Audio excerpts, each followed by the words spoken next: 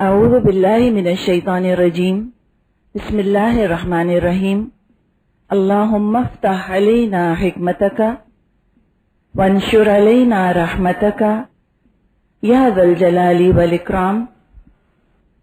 قریش صحن میں کھچا کھچ بھرے ہوئے تھے اس وقت، اور اپنی قسمتوں کے اور اپنی زندگیوں کے فیصلوں کے منتظر تھے۔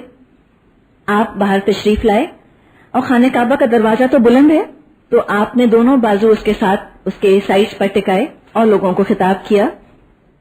فرمایا اللہ کے سوا کوئی معبود نہیں، وہ تنہا ہے، اس کا کوئی شریک نہیں، اس نے اپنے وعدہ سچ کر دکھایا، اپنے بندے کی مدد کی اور تنہا سارے گروہوں کو شکست دی۔ آپ نے یہ بھی فرمایا اے قریش کے لوگوں، اللہ نے تم سے جاہلیت کا تکبر اور باپ دادا پر فخر کا خاتمہ کر دیا ہے۔ سب انسان آدم سے ہیں اور آدم مٹی سے بنے تھے۔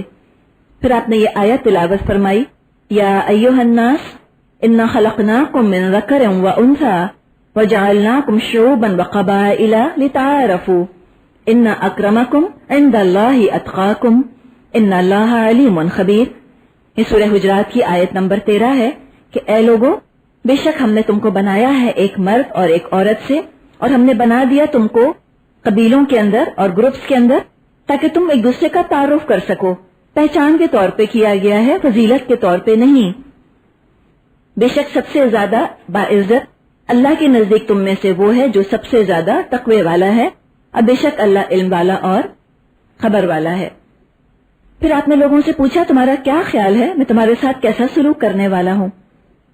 اب وہ متکبر جو کسی طرح اسلام کے آگے جھکتے نہ تھے، عاجزی کرنے لگے، گڑ گڑانے لگے، پلیٹ کرتے ہوئے کہنے لگے کہ اخن کریم ابن اخن کریم، کہ آپ تو کریم بھائی ہیں، کرم کرنے والے بھائی کے بیٹے ہیں۔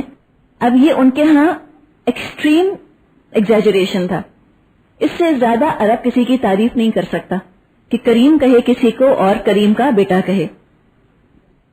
آپ نے فرمایا میں تم سے وہی کہوں گا جو یوسف نے اپنے بھائیوں سے کہا تھا، لا تثریب علیکم اليوم، آج تم پر کوئی ملامت نہیں، جاؤ تم سب آزاد ہو۔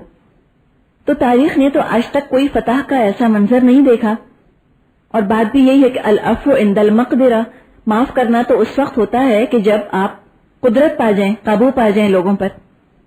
نماز کا وقت ہو رہا تھا، حضرت بلال نے کعبے کی چھت پر چڑھ کر اذان دی۔ حضرت بلال حبشی تھے تو ان سے شین ادا نہیں ہوتا تھا، وہ اشہد اللہ الہ نہیں کہتے تھے، اشہد اللہ الہ، اشہد اللہ الہ کہا کرتے تھے۔ جیسے ہم لوگ دیکھتے ہیں نا، کچھ لوگ قاف کے بجائے خا کہتے ہیں، قاف نہیں نکلتا، وہ زبان کا پرابلم ہے، تو ظاہر ہے ایسی مجبوری تو ایکسکیوزیبل ہوتی ہے۔ مکہ فتح ہوا تو باقی تو سارے لوگوں کو امان دے دی گئی تھی سوائے 9 مشرکین کے، ان کو امان نہیں دی تھی، اور ان کے بارے میں اعلان کر دیا گیا تھا کہ جہاں پائے جائیں ان کو قتل کر دیا جائے، چاہے خانہ کعبہ کے پردے میں چھپے ہوئے پائے جائیں، وہاں سے بھی نکال کر ان کو قتل کیا جائے۔ عبداللہ بن خطل ایک مشرک تھا، یہ خانہ کعبہ کے پردے میں جا کر چھپ گیا، وہاں سے نکال کر اسے قتل کیا گیا اور اس کی لونڈی بھی قتل کی گئی۔ اس کے علاوہ 2 اور مشرکین قتل کیے گئے، 4 قتل ہوئے اور 5 کی جان بخش دی گئی۔ دوسرے دن آپ نے خطبہ دیا، فرمایا مکے کو اللہ نے حرام کیا ہے، لوگوں نے نہیں۔ جو کوئی اللہ اور یوم آخرت پر یقین رکھتا ہو اس کو یہاں خون بہانے، درخت کاٹنے کی اجازت نہیں۔ اگر کوئی میرے بعد یہ دلیل لائے کہ رسول اللہ نے تو مکے میں لڑائی کی، تو یوں جواب دو کہ اللہ نے اپنے پیغمبر کو اجازت دی اور تم کو نہیں دی، اور مجھے بھی دن کی 1 گھڑی کے لیے اجازت ملی ہے۔ آج اس کی حرمت پھر بالکل ویسی ہو گئی ہے جیسی کہ کل تھی۔ ایک شارٹ ڈیوریشن کے لیے آپ کو اجازت دی گئی تھی، اس کے بعد ابد تک کے لیے دوبارہ مکے کی حرمت ویسی ہی ہے کہ یہاں خون نہیں بہایا جا سکتا۔ اکرمہ واجب القتل ٹھہرائے گئے تھے، وہ مکہ چھوڑ کر چلے گئے تھے۔ پھر راستے میں وہ اتنا مشہور واقعہ جو ہے کہ وہ کشتی میں جا رہے تھے کہ راستے میں طوفان آ گیا، جتنے مشرکین کشتی میں موجود تھے سب لات اور عزا کو چھوڑ کر اللہ کو پکارنے لگ گئے۔ تو حضرت اکرمہ نے کہا کہ یہی تو وہ دعوت ہے جو اللہ کے رسول دے رہے ہیں۔ واپس وہ آئے ہیں اور آ کر اسلام قبول کیا، ان کو امان دی گئی، اور وہ بہت بڑا ایک ایسٹ اسلام کے لیے بعد میں ثابت ہوئے۔ صفوان بن امیہ کو بھی اپنی جان کا خطرہ تھا۔ عمیر بن وہب رضی اللہ تعالی عنہ نے حضور سے ان کے لیے امان حاصل کی اور صفوان کو ڈھونڈنے نکلے. وہ یمن جانے کے لیے سمندری سفر کی تیاری کر رہے تھے. صفوان کہنے لگے کہ محمد مجھے کس طرح معاف کریں گے. بہت بڑے ایک وار کرمنل کے طور پر تھے صفوان، ایک جنگی مجرم تھے. عمیر نے کہا کہ نہیں، تم محمد کو نہیں جانتے، وہ تمہیں معاف کر دیں گے. ھذا احلم الناس و اکرم الناس و اجود الناس و خیر الناس. انہوں نے کہا یہ تو سب سے زیادہ حلیم ہے انسانوں میں، سب سے زیادہ کریم ہے انسانوں میں، سب سے زیادہ سخی ہے انسانوں میں سے، سب سے بہترین انسان ہے. صفوان آئے اور رسول اللہ سے 2 مہینے کی انہوں نے مہلت مانگی کہ میں اسلام کو ابھی دیکھنا چاہتا ہوں، اسٹڈی کرنا چاہتا ہوں، تو 2 مہینے کی مہلت دے دی جائے. اللہ کے رسول نے ان کو 4 مہینے کی مہلت دی. حنین کے بعد صفوان بن امیہ اسلام لے آئے. جب لوگ آئے تو ہند بھی آئی، اور ہند بہت خوفزدہ تھی کہ حضرت حمزہ کی لاش کے ساتھ جو کچھ اس نے کیا تھا تو کہیں اس کی سزا اس کو نہ دی جائے. بھیس بدل کر آئی. حضرت عمر بھی وہاں پر موجود تھے اور رسول اللہ صلی اللہ علیہ وسلم جو بیعت کے الفاظ کہہ رہے تھے عورتوں سے بیعت لینے کے لیے، حضرت عمر وہ الفاظ دہرا رہے تھے. یہ جو خواتین سے بیعت لی جاتی ہے اس کے الفاظ سورہ ممتحنہ میں آتے ہیں، آیت نمبر 12 میں. آپ نے فرمایا جو خواتین سے بیعت لی جا رہی تھی تو سب آئیں اور چلی گئی. اب ہند آئی، بھیس بدلے ہوئے تھی. حضور یعنی کہ الفاظ فرما رہے تھے، حضرت عمر اس سے بیعت لے رہے تھے. تو اس سے کہا کہ اب تم بیعت لو اس بات پر کہ چوری نہ کرو گی. اس پر بول اٹھی کہ ابو سفیان کنجوس آدمی ہیں، تو اگر ان کے مال میں سے میں کچھ لے لوں تو کیا یہ چوری ہوگی؟ تو آئیڈینٹی کھل گئی اس کی، وہیں پر سمجھ گئے کہ تو ہند ہے. تو اس سے جواب دیا گیا کہ ہاں تم ضرورت کا لے سکتی ہو. یعنی کہ اگر شوہر اتنا کنجوس ہے کہ بیوی بچوں کے جائز اخراجات کا بھی خرچہ نہیں دیتا تو بیوی کو اجازت ہے کہ اس کی جیب سے یا اس کے پرس میں سے اپنی ضرورت کا تھوڑا سا لے لے.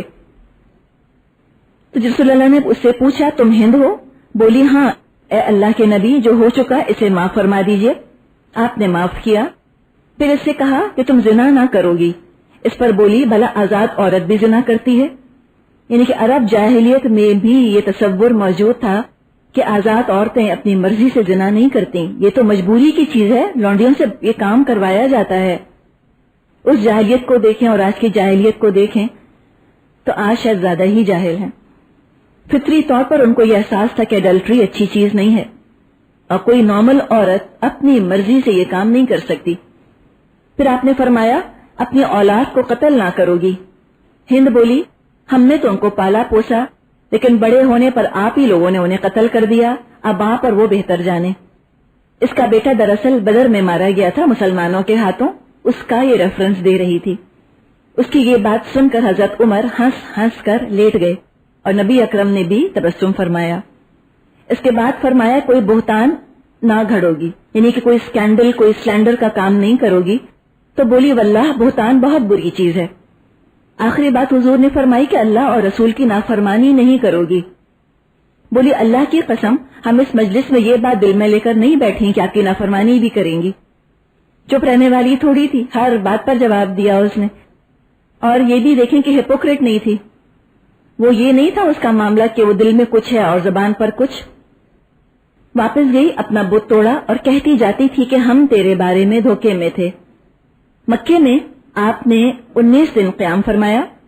اس عرصے میں آس پاس کے علاقوں میں آپ نے گروہ روانہ کرے تاکہ وہاں کے بت توڑ دیے جائیں. نخلا میں عزا کی پوجا کی جاتی تھی، اس کو توڑا گیا. سوا منات توڑ دیے گئے. اب آپ اس پر دیکھیں کہ یہ سب کچھ ہو رہا ہے، فتح ہے، وکٹری ہے، سب کچھ آس پاس حاصل ہو رہا ہے. انصار بھی موجود ہیں اور شاید ان کو کچھ ایک لیفٹ آؤٹ فیلنگ ہو رہی ہو، ان کو لگ رہا ہو کہ اللہ کے رسول اپنوں میں آ گئے ہیں. تو آپس میں کہنے لگے کہ شاید رسول اللہ اب مکے ہی میں ٹھہرنے کا ارادہ رکھتے ہیں. آپ کو پتا چلا تو انصار سے فرمایا کہ میری زندگی اور موت اب تمہارے ساتھ ہے. یعنی کہ اب یہ نہیں ہو سکتا کہ مکہ فتح ہو گیا ہے تب میں یہیں ٹھہر جاؤں، واپس تمہارے ہی ساتھ انشاءاللہ جانا ہوگا. نبی اکرم صلی اللہ علیہ وسلم اب مکے ہی میں بھی قیام کیے ہوئے تھے. آپ کو اس دوران پتا چلا کہ بنو حوازن اور بنو ثقیف کچھ قبیلوں کو لے کر جنگ پر آمادہ ہیں. اس لیے کہ آپ کو یہ ذہن میں رہنا چاہیے کہ ابھی مکہ فتح ہوا تھا، پورا عرب فتح نہیں ہو گیا تھا. تو جو عرب میں مزید قبائل تھے ان میں سے کچھ کا یہ ارادہ ہوا کہ مسلمانوں سے ایک جنگ کر لی جائے. یہ خبر ملنے کے بعد مکہ ہی سے 8 شوال سن 8 ہجری میں آپ 12,000 کا لشکر لے کر حنین کی طرف روانہ ہوئے. بہت سے نو مسلم بھی ساتھ تھے اور سابقون الاولون اور مہاجرین اور انصار یہ تو آپ کے ساتھ تھے ہی. یہ جو نو مسلم تھے ان میں سے کچھ کے دل میں خیال آیا کہ اتنے بڑے لشکر کو کوئی ہرا نہ سکے گا. کچے تھے نا، اور جب ایمان نیا نیا آتا ہے تو ظاہری چیزوں کو دیکھ کر، اسلام کی ظاہری چیزوں کو دیکھ کر زیادہ انسان متاثر ہوتا ہے.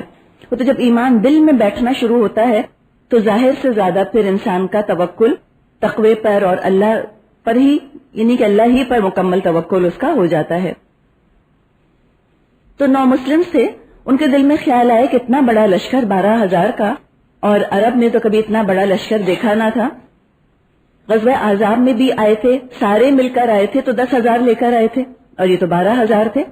تو یہ خیال آیا کہ کبھی 313 مسلمان ہوتے تھے تو نہ ہارتے تھے، آج تو 12,000 ہیں تو کیسے ہاریں گے. یہ خیال اللہ کو پسند نہ آیا ان کا. جب پہنچے ہیں دشمن سے مقابلے کے لیے تو دشمنوں نے مسلمان پر اتنا زوردار حملہ کیا کہ تھوڑی دیر کے لیے مسلمانوں میں ایک بھگدڑ مچ گئی. نبی اکرم صلی اللہ علیہ وسلم اس کیوس اور اس کنفیوژن میں بھی اپنی جگہ ثابت قدم رہے اور بلکہ دشمنوں کی طرف آپ بڑھتے ہی چلے گئے. حضرت عباس رضی اللہ تعالیٰ عنہ کو آپ نے حکم دیا کہ لوگوں کو پکارو. حضرت عباس کی آواز بہت بلند تھی، بہت دور تک سنی جا سکتی تھی. حضرت عباس نے بیت رضوان والوں کو بلانا شروع کیا، انصار کو پکارا، مہاجرین کو پکارا. رفتہ رفتہ لوگ واپس جمع ہوئے اور جم کر لڑائی کی، اور اس جنگ میں پھر مسلمانوں کو اللہ تعالیٰ نے فتح سے نوازا. اس کا ذکر سورہ توبہ آیت 25-27 میں آتا ہے. کثیر تعداد میں مال غنیمت حاصل ہوا. مکے میں جو لوگ نئے نئے مسلمان ہوئے تھے ان کا دل جیتنے کے لیے مؤلفۃ القلوب کی خاطر نبی اکرم صلی اللہ علیہ وسلم نے کھلے ہاتھ سے مال غنیمت تقسیم فرمایا. یہاں تک کہ جو لوگ ابھی نئے بالکل فتح مکہ کے بعد مسلمان ہوئے تھے وہ بھی، اور جو ابھی تک مسلمان نہیں ہوئے تھے، صفوان بن امیہ آپ کو یاد ہوگا، ہم نے ان کا ذکر کیا تھا. صفوان جیسے لوگ، یہ لوگ سب کہنے لگے کہ محمد تو اس طرح دیتے ہیں کہ جیسے ان کو کوئی فقر کا اور غربت کا اندیشہ ہی نہیں. اس کھلے ہاتھ سے آپ نے لوگوں کو بانٹا. ابو سفیان کو 6 کلو چاندی اور 100 اونٹ دیے، اور ان کے جو 2 بیٹے تھے ان کو بھی اتنا ہی دیا گیا. یعنی اکیلے ابو سفیان 18 کلو چاندی اور 300 اونٹ. اگر آپ کو اندازہ ہو رہا ہو یہ کتنا بڑا فگر ہے. 100 اونٹ خون بہا ہوا کرتا تھا دیت، اور 100 اونٹ کی دیت دینے کے لیے پورا قبیلہ پولن کیا کرتا تھا. ایک شخص کے بس کا نہیں تھا کہ وہ 100 اونٹ